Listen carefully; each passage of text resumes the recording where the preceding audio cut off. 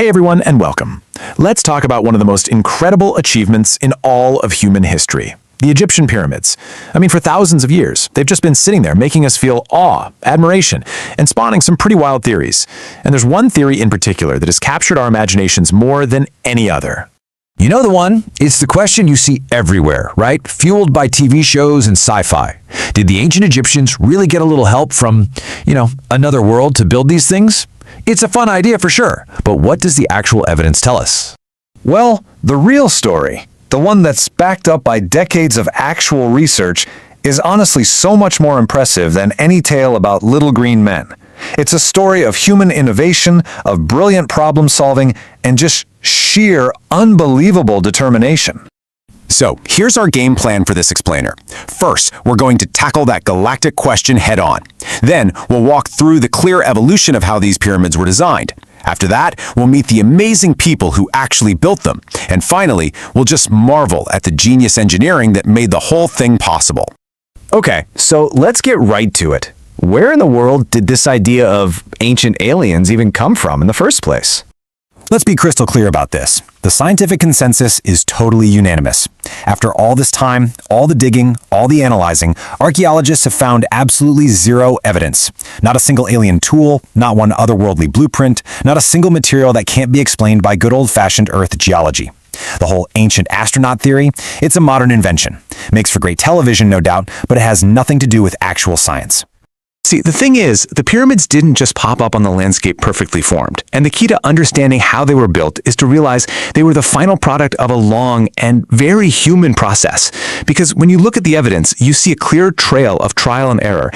You can literally trace the architectural family tree. Archaeologists have mapped out how these structures evolved, starting with much, much simpler tombs and getting more ambitious and more complex over time. Each one was a lesson for the next project. And the journey begins right here with the mastaba. That name actually comes from the Arabic word for bench, and you can kind of see why. These were the single-story, flat-topped tombs made out of mud bricks, built for the Egyptian elite way before the first pyramid ever touched the sky. But then, a moment of pure genius from an architect named Imhotep. He took that basic mastaba design and thought, hey, what if we stack them? One on top of the other, each one a little smaller than the one below. And boom, the step pyramid for Pharaoh Djoser. This was the world's very first massive stone monument, and it was the blueprint for everything that followed. But progress is never a straight line, right? The path from a stepped pyramid to a true smooth-sided one, well, it had some bumps. The next big attempt, for King Sneferu, shows us one of the most human parts of this whole story. They made a massive mistake. As you can see here, they ran into some serious structural problems halfway through. Basically, the builders were pushing the envelope of engineering. Their first design was just too steep, and the ground underneath it wasn't stable enough. They were facing a total disaster, a catastrophic collapse. The whole thing was in danger of just crumbling. And this mistake, what we now call the bent pyramid, is maybe the single greatest piece of evidence we have for human construction. It's not a sign of failure. It's a lesson learned, etched in stone for all time. It proves, without a doubt, that this was a process of brilliant human beings solving huge problems on the fly, not aliens handing over a perfect set of instructions. Okay, so we know humans were learning as they went. But who exactly were these people? For centuries, the popular idea was that the pyramids were built by slaves. But, recent archaeological discoveries have completely, and I mean completely, shattered that myth. Excavations of the workers' village right next to the pyramids tell us a fascinating truth. These were skilled, respected Egyptian laborers. They were paid for their work, not with money, but with rations of food, beer, and clothing. Skeletons found nearby show they got really advanced medical care for things like broken bones. And, in the ultimate sign of respect, they were buried in honored tombs right next to the very pyramids they helped build. That's not something you'd do for slaves. So the mental image we should have isn't some grim scene of miserable people being whipped. It's of a highly organized, highly motivated workforce, thousands strong, all working together on what was probably a great national project, a way to serve their king, their gods, and their country. And get this, they even had a sense of humor about it all. The workforce was split up into these gangs that had official and sometimes hilarious names like Friends of Khufu or, my personal favorite, Drunkards of Menkaure. This just shows a real sense of identity, of teamwork, and maybe even a little bit of pride in what they were doing together. All right, so we've got a skilled, organized, and motivated workforce. But how on earth did they pull off these incredible feats of engineering with the technology they had back then? Let's just talk about the precision for a second.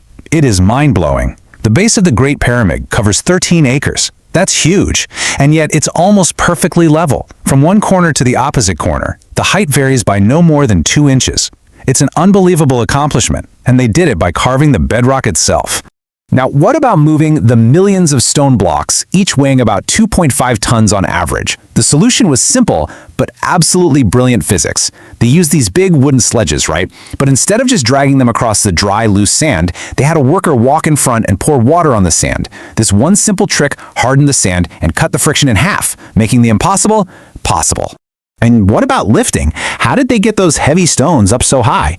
Well, one of the leading theories is that they just adapted a tool they were already using every single day, the shotuf. It's this simple lever and counterweight device they used to get water from the Nile for their crops. By scaling it up, they could create a sort of crane to help hoist those massive blocks up the pyramid's rising levels. It's just pure practical ingenuity. And this chart just puts it all into perspective. Look at the absolutely breathtaking jump in their ambition and their skill. In just a couple of centuries, they went from these 10-meter-tall mastabas to the 146-meter-tall Great Pyramid at Giza, which remained the tallest man-made structure in the entire world for over 3,800 years. So when you step back and look at all the evidence, the pyramids stop being this weird, unknowable mystery. They become one of history's greatest case studies in project management, social organization, and just relentless human ambition. Look, here's the bottom line. To say aliens did it isn't just wrong because it lacks evidence. It actively robs the ancient Egyptians of their incredible achievement.